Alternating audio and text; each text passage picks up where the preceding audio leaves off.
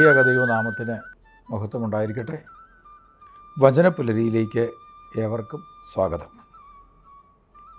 യെശയ്യാ പ്രവാചകൻ്റെ പുസ്തകം 55:8-9 വചനം. എൻ്റെ ചിന്തകൾ നിങ്ങളുടേതുപോലെയല്ല. കർത്താവ് പറയുകയാണ്, എൻ്റെ ചിന്ത നിങ്ങളുടേതുപോലെയല്ല, നിങ്ങളുടെ വഴികൾ എൻ്റേതുപോലെയുമല്ല. ആകാശം ഭൂമിയേക്കാൾ ഉയർന്നു നിൽക്കുന്നു, അതുപോലെ എൻ്റെ വഴികളും ചിന്തകളും നിങ്ങളുടേതിനേക്കാൾ ഉന്നതമത്രേ.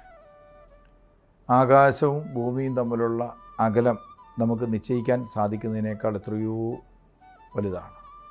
അത്രമാത്രം വലിയൊരു അകലമുണ്ട് നമ്മുടെ കൊച്ചു ചിന്തയും നമ്മുടെ ശരീരത്തിലൂടെ കടന്നു പോകുന്ന കൊച്ചു ചിന്തകളും ദൈവത്തിൻ്റെ അനാദി മുതൽ അനന്തത വരെ ഈ ഭൂമിയെ സൃഷ്ടിച്ച ദൈവവും തമ്മിലുള്ള ചിന്തയിൽ വ്യത്യാസം.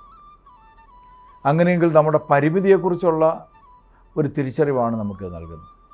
നമ്മളൊക്കെ ഓരോ പ്രായത്തിലും ചിന്തിച്ചു കൊണ്ടിരുന്നത് എത്ര പരിമിതമായിട്ടാണ്. ഓരോ വർഷം പിന്നിടും തോറും നമ്മുടെ ചിന്താഗതികളിലും കാഴ്ചപ്പാടുകളിലും എത്രയോ വലിയ മാറ്റമാണ് ഉണ്ടായിക്കൊണ്ടിരിക്കുന്നത്. അതുപോലെ തന്നെ നമുക്ക് സമാന്തരമായി ജീവിക്കുന്ന എത്രയോ മനുഷ്യരുടെ ചിന്തകൾ നമ്മളുടേതിനേക്കാൾ എത്രയോ വ്യത്യസ്തവും എത്രയോ മെച്ചപ്പെട്ടതുമാണ്.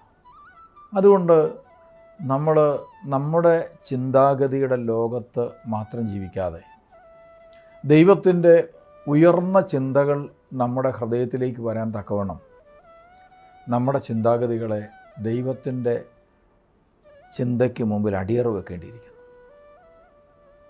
എങ്കിൽ മാത്രമേ പരിശുദ്ധാത്മാവിന് ഉന്നതമായ ചിന്തകളും വിചാരങ്ങളും നമുക്ക് നൽകുവാനും നമ്മെ വളർത്തുവാനും സാധിക്കും.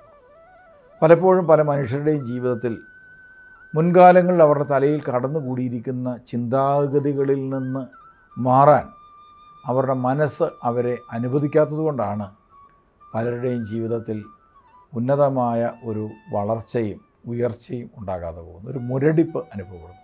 ആത്മീയ ജീവിതത്തിൽ പോലും ഇത്തരം ചില മുരടിപ്പുകൾ ചിലരുടെ ജീവിതത്തിൽ സംഭവിച്ച് ഒട്ടും സന്തോഷമില്ലാത്ത ആത്മീയരെ കാണാൻ സാധിക്കും. അവരെല്ലാത്തിനെക്കുറിച്ചും എല്ലാവരെക്കുറിച്ചും വളരെ അസ്വസ്ഥരാണ്. കാരണം എന്താണ്?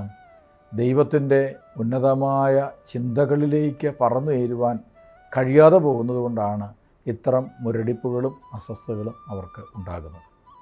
ആയതുകൊണ്ട് നമുക്ക് ദൈവത്തിൻ്റെ അനന്തമായ ചിന്തകൾ സ്വീകരിക്കാൻ തക്കവണ്ണം നമ്മുടെ ചിന്താഗതികളുടെ പരിമിതികളെക്കുറിച്ച് തിരിച്ചറിയുകയും ആ ചിന്താഗതികളെ കർത്താവിൻ്റെ മുമ്പിലേക്ക് സമർപ്പിക്കുകയും ചെയ്യാൻ നമ്മുടെ ജീവിതത്തിലെ ഓരോ പ്രാർത്ഥനകളും ബലികളും നമുക്ക് സഹായമായി തീരട്ടെ.